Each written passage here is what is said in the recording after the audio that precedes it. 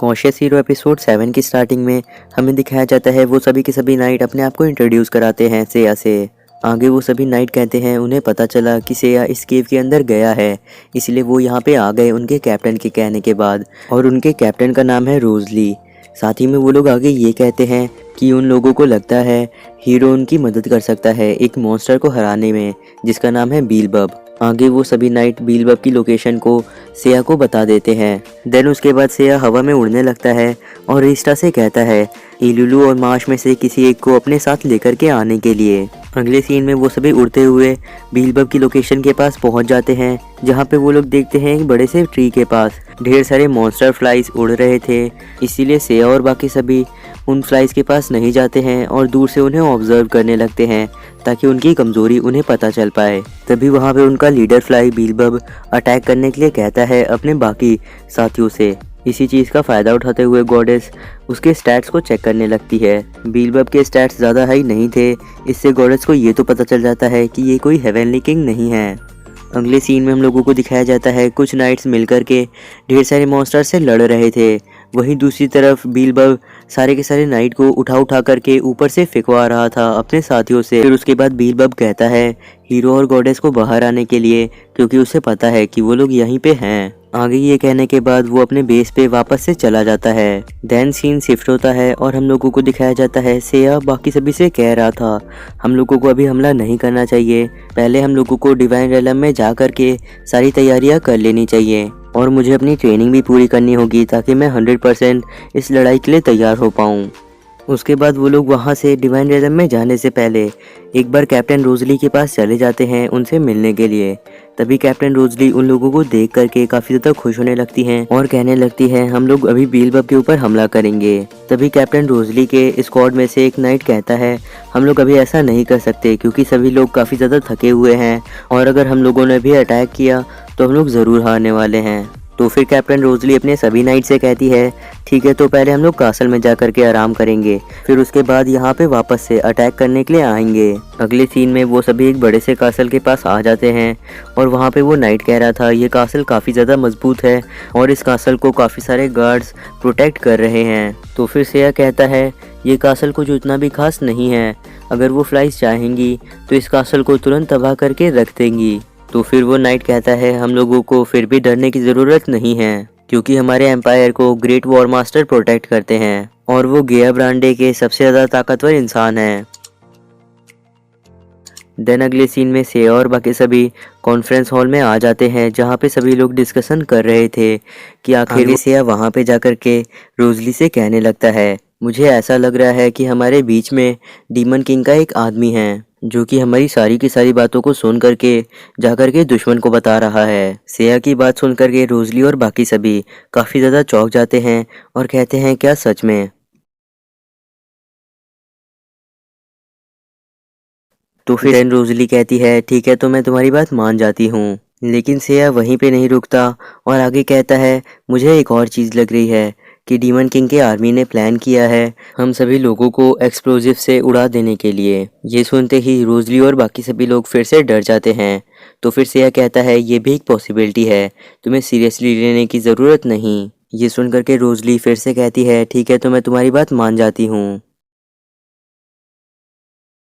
लेकिन तभी से तो फिर रोजली कहती है सेया से बस करने के लिए और आगे वो ये भी कहती है हम लोग को अब कोई स्ट्रेटजी की ज़रूरत नहीं है, मैं और हीरो सामने से जा कर के बीलबब के ऊपर हमला करेंगे। कैप्टन रोजली की बात सुन करके सेया रोजली से कहता है तुमने सही कहा, इस मीटिंग का कोई फ़ायदा नहीं होने वाला, ये सिर्फ और सिर्फ यूजलेस है। तो फिर रोजली कहती है आखिर तुमने आगे करने का सोचा क्या है?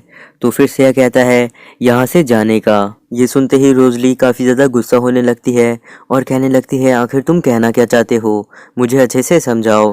तो फिर सेया यहाँ से डिवाइन रेलम जाने की बात करने लगता है, वो भी सिर्फ 3 दिन के लिए, ताकि वो ट्रेन कर सके। लेकिन रोजली को अच्छे से समझ में नहीं आता, तो फिर गॉडेस उसे सारी बातें अच्छे से समझा देती है। आगे गॉडेस कहती है चिंता ना करने के लिए क्योंकि सेया की ट्रेनिंग को सिर्फ और सिर्फ 1 घंटा लगेगा और इसकी वजह है क्योंकि डिवाइन रेलम में टाइम धीमे चलता है। तभी उसके बाद सेया रोजली से कहता है मैंने देखा था तुम्हारी नाइट्स को लड़ते हुए, वो लोग बिल्कुल बुरी तरीके से हार गए, ये सुनकर के रोजली काफ़ी ज़्यादा हैरान हो जाती है और कहती है, जब मेरे नाइट्स मर रहे थे तब तुम वहीं पे थे और तुमने किसी को भी बचाया नहीं। आगे तभी सेया कहता है, इसमें मेरी कोई गलती नहीं है, क्योंकि तुम्हारे पास कोई अच्छी स्ट्रैटेजी नहीं थी, इसलिए तुम्हारे सारे लोग मारे गए। ये सुनकर के रोजली काफ़ी ज़्यादा गुस्सा हो जाती है और कहती है, मैं तुम्हें सबक सिखाऊंगी। देन वो सेया को मारने के लिए आगे बढ़ती है, लेकिन सेया उसके हाथ को रोक करके उसे ही उस थप्पड़ को खाने के बाद रोजली काफ़ी ज़्यादा पीछे चली जाती है, लेकिन वो फिर से सेया को मारने की कोशिश करने लगती है। लेकिन सेया फिर से उसके हाथ को रोक करके वापस से उसे मार देता है। इतने ज़्यादा थप्पड़ खाने के बाद रोजली को काफ़ी ज़्यादा दर्द होने लगता है और उसके दोनों गाल भी लाल हो जाते हैं। रोजली फिर से कोशिश करने वाली थी, लेकिन तभी सेया उसे घूर देता है, जिसकी वजह से वो डर जाती है और अपनी स्वॉर्ड को निकाल करके कहने लगती है, मैं तुम्हें स्लाइस कर दूंगी। तभी वहाँ पे सेया से सभी लोग कहने लगते हैं माफ़ी मांगने के लिए, लेकिन सेया रिस्टा से कहता है डिमेंशन गेट ओपन करने के लिए, ताकि वो लोग डिवाइन रेलम में जा सकें। वहीं दूसरी तरफ रोजली रोते हुए काफ़ी अजीब तरीके की आवाज़ निकाल रही थी, जिसकी वजह से रिस्टा पीछे देखती है और कहने लगती है, क्या ये एक डॉग है? ये बिल्कुल उसी की तरह आवाज़ निकाल रही है। आगे रिस्टा उन लोगों का वेट करने के लिए कहती है। फिर वो लोग डिवाइन रेलम के पोर्टल में चले जाते हैं और डिवाइन रेलम पहुंच जाते हैं। वहां पे पहुंचते ही सेया गॉडेस से पूछने लगता है एक गॉड के बारे में, जो कि उसे ट्रेनिंग करने में मदद कर सके।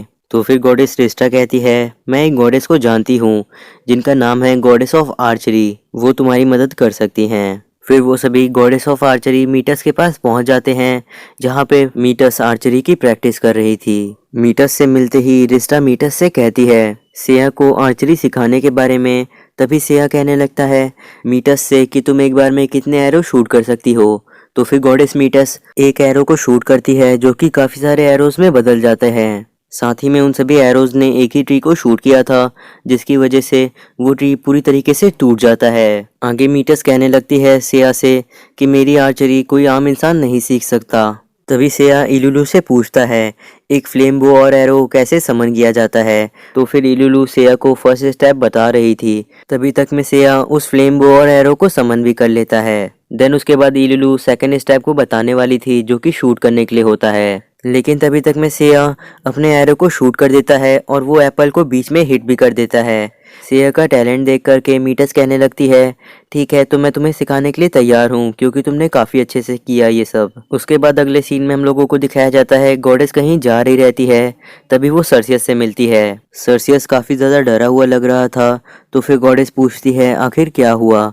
तो फिर सर्सियस बताता है कि गॉडेस आर्डेनेला काफ़ी ज़्यादा गुस्से में है और सभी चीज़ों को तबाह कर रही है। साथ ही में वो ये चीज़ कह रही है कि वो सेया को मारेगी। अगले सीन में हम लोगों को दिखाया जाता है गॉडेस रिस्टा आर्या से कह रही थी कि गॉडेस आर्डेनेला का गुस्सा कैसे शांत किया जाएगा। देन गॉडेस आर्या कहती है उनसे बात करके। आगे गॉडेस आर्या माश और इलुलू से ये भी कहते हैं अगर तुम्हें मेरी मदद चाहिए थोड़ा सा स्ट्रांग होने में, तो मैं तुम्हारी मदद ज़रूर करूंगी। गॉडेस आर्या की बात सुन करके इलुलू काफ़ी ज़्यादा खुश हो जाती है और कहती है कि आप मुझे सच में ट्रेन करेंगी। तो फिर गॉडेस आर्या कहती है हाँ। देन उन दोनों की बात खत्म होने के बाद गॉडेस रिस्टा गॉडेस आर्डेनेला के पास जाती हैं।